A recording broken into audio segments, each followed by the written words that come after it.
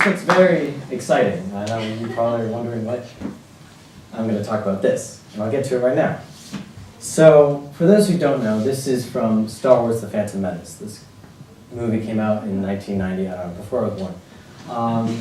And right here, we see Obi-Wan Kenobi, and he's watching his master die by the hands of Star Wars' famous villain, Darth Maul. Now, many of you may know that there are a lot of emotions going through his head. I don't know, hopefully you've never had this experience, but I want you to put yourself in his shoes and label what emotion you think best characterizes what he's feeling right now. I'm going to call him some of you. Yes? Shock. That's a good one. Yes. And you Despair. nailed it.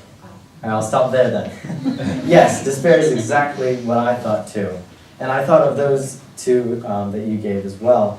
But when I narrowed it down, despair is what I came up with. And despair is the feeling that you're watching something and there's nothing you can do to change it. And it might sound depressing, but I swear there's that. So my first example, other than this, and of course you can tell that despair might fit perfectly in this situation because there's literally nothing he can do because his master's dead. Now, to relate that to myself and Star Wars as well, more recently, many of you may know that Disney came out with the new Star Wars: The Last Jedi.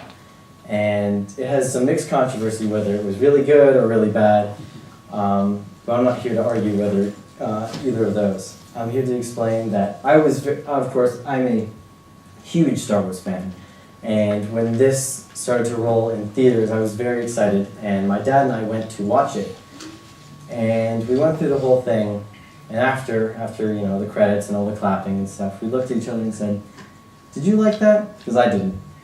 And I was a little upset because I don't know if you have watched a horrible movie and thought, oh, whatever, you know, life's still good. When I watched this, of course, this is very personal to me, and it kind of took a toll on me, and I spent a while thinking about this. Of course, I had winter break to worry about that instead of homework, and I developed this feeling of despair, and I wanted to share it because I think it's hard to describe personally, but hopefully I can help you with that. What I felt with this movie was that I was watching it and I was upset by this, that, or the other thing, and regardless of how you felt about it, I realized that it was looking through a glass wall, that there was nothing I could do to change it, because it was up on a screen and I wasn't the editor. Another experience that I had that is less about Star Wars and more about me was a great childhood friend that I had. And she and I grew up together, great friends, up until about middle school, where classic things happen where guys hate girls, girls hate guys, whatever. Not really hate, but it's a little bit of tension. And at that point, we went to 2 different schools. And so we had a 3-year hiatus between our connection. And finally, coming back to high school, we both met up again, and it was not the same as it was before. And I was hoping that I would eventually be in a relationship with her, which hasn't happened yet. But I've realized that through her path in middle school that she diverted from what I assumed that she would go to. And I had always believed that she would be this great person that everyone would admire because she accomplished so much. And unfortunately, from what I thought, she did the opposite. And it felt hard for me to work with her on that or to connect at all because we hadn't talked ever since, you know, many years ago.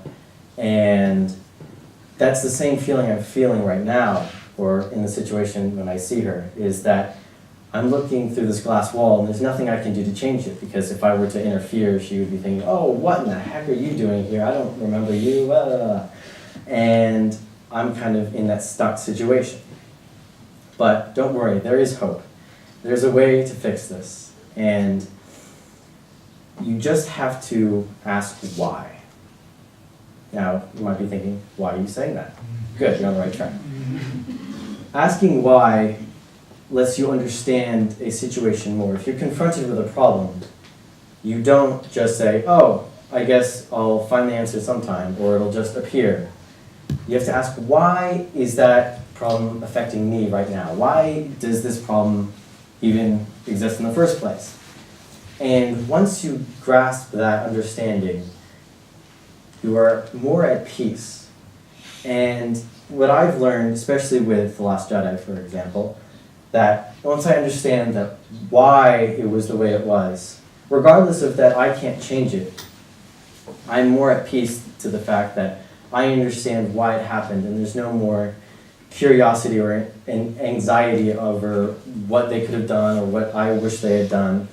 And with my old best friend, she did things that I asked why, and once I kind of figured it out, I realized that I may not know what's supposed to happen or what's going to happen, but I'm at peace with the fact that she'll be okay and I'll be okay, and we'll all be fine.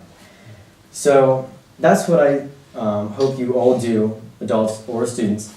But for students in particular, there's one that will help you asking why all the time, and that's take physics. Now, don't just take physics with any teacher. Take it with one that I've had the pleasure of learning from for 2 years now, and that's Mr. Chi at Bainbridge High School. Now, he teaches any sort of curriculum very different than you might imagine. Whereas in math class, you might think, oh, here is this function or whatever, plug numbers in, you get the answer, do all these problems for homework tonight. What he does is he says, here, what is time? Right? You think, oh, time is, we use it all the time, And when you go up to explain it, you kind of pause a second and think, well, maybe I don't know what I'm talking about here. And he lives by this rule of, if you can't explain it simply, then you don't know it well enough. And this is where asking why comes in, because right now I'm in AP Physics and we just learned this very complicated thing. And I ask, well, why does that work? Because the answer, of course, in physics, a lot of things, you might be thinking, well, duh, that's the answer because we see it all the time. But there are a lot of times where it doesn't really make sense. But if you ask why, you understand it more, and you're able to use it throughout your life. And of course, physics we use every single day. I don't know why I'm standing, but physics taught me how. So I do this a lot. I ask why all the time. I don't just take something for granted. And I do find myself caught up in taking stuff for granted. But then, once I realize that I just said, well, that doesn't make sense, I think, why? Why does it not make sense? Why did someone say that to me? Or why does that look the way it does? And I understand it more. And I can change the way I feel about it and the way, hopefully, I can explain it to others. And so I hope that you guys all ask why more than you might think. And it will hopefully bring peace to your lives as it did for me. Thank you.